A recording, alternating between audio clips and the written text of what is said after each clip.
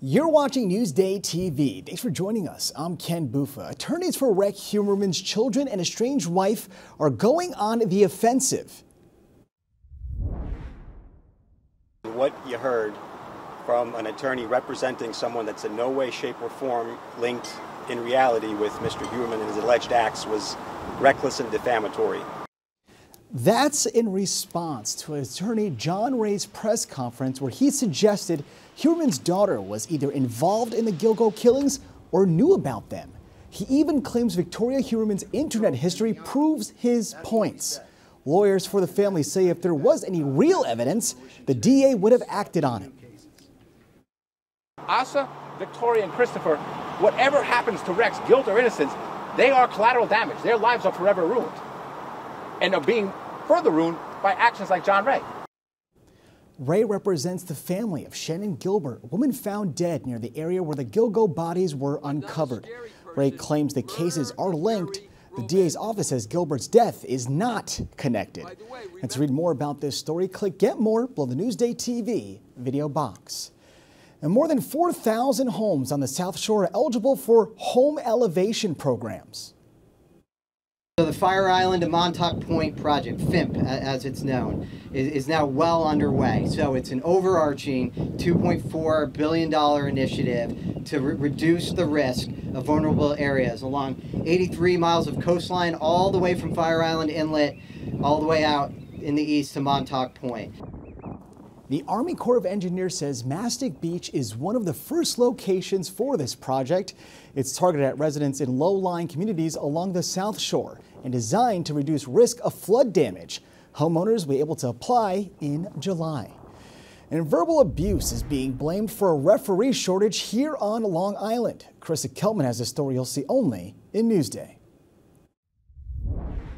The number of officials is declining on Long Island and nationwide, a decrease blamed in part on the verbal onslaught. This is awful! From parents, Ask for help!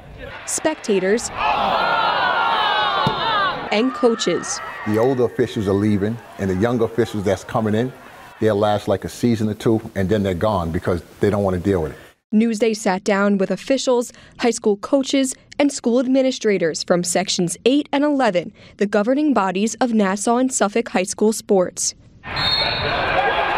Probably the worst thing I've seen is a fan come out and punch the referee right in the face. I've seen officials get attacked as they're walking off the field. What happens when you miss call after call?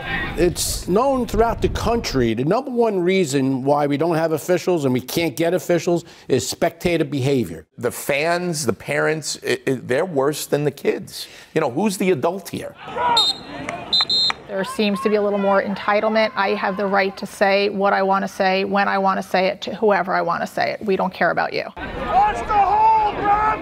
A Newsday analysis showed there has been a sharp drop in the number of people willing to officiate since 2011.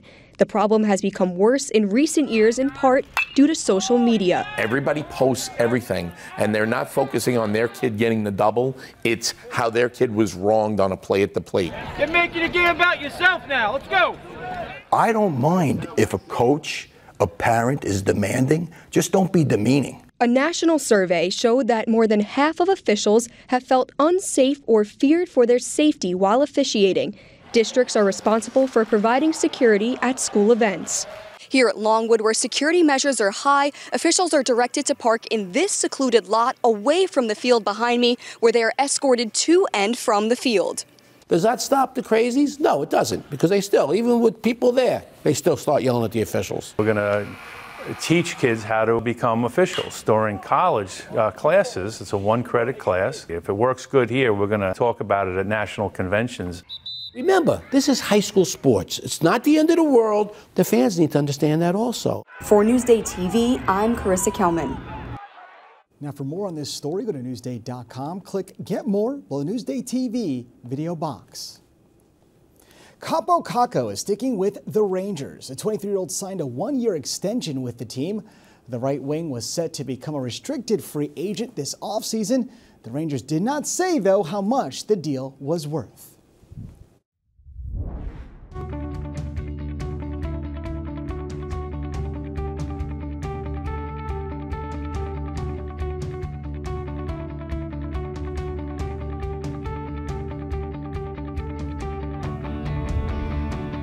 Hanging in the Hamptons, a cookbook author is debuting a new wine. Elisa DiStefano has a story you'll see only in Newsday. It is so great walking around Sag Harbor, and even better walking with you, Katie. I'm so happy to be here with you today. Celebrity chef, cookbook author, and co-host of The Kitchen, Katie Lee Beagle, calls the Hamptons home. It's my favorite place to be, especially in the summer. The beaches are beautiful, and the food. Like, we have access to the best produce, the best seafood. I live by a chicken farm. It's like we have everything here. It's great for somebody who loves food and loves to cook and loves to be at the beach. So I want to take you in here to Sag Harbor Liquor Store. They're carrying my wine now. Katie is also the co-founder of sugar-free and organic Kind of Wild wine, on store shelves and being served all over the island for the first time this summer. And here we go. The fruits of your labor, literally. I've actually been known to come in here and buy it and take it home when I run out of it. So what is it like for you seeing your wine being sold on store shelves? You know what, it's so exciting when I walk in here. I've shopped here at Sag Harbor Liquors for years, and so to walk in and see my own wine on the shelves, I get so excited every time. Katie's hosting tastings all over Long Island this summer, and I got a little preview. Thank you. There we go. Just a couple of gals having some rosé on a nice afternoon by the water. It's like a dream. Mom's day off. I'll cheers to that. Yes. Twice. What are your hopes, your plans for the summer out here? I hope this summer that we just take a minute to relax. I think we're so busy all the time and running around. It's time to smell the roses or smell the rosé. Smell the rosé. That's going to be our mantra this summer. Yeah, smell the rosé. Smell the rosé. And get kind of wild, right? Yes. Elisa DiStefano, Newsday TV.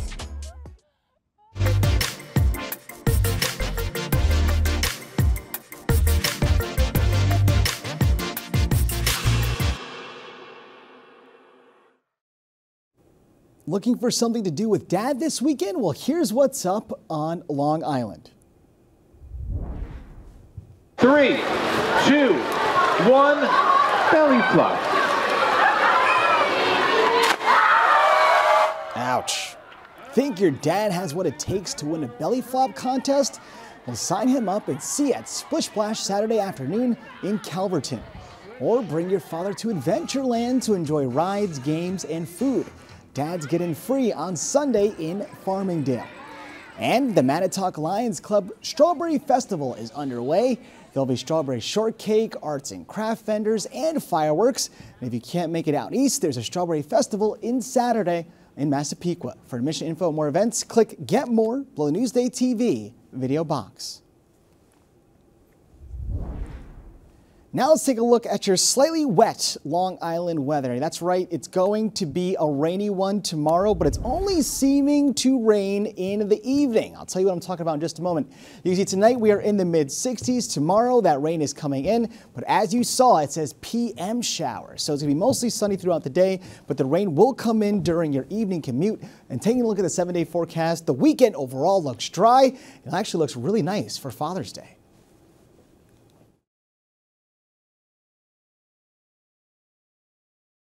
Long Island weather is brought to you by Fire Island Ferries. You're watching Newsday TV. I'm Ken Buffa. Thank you so much for joining us.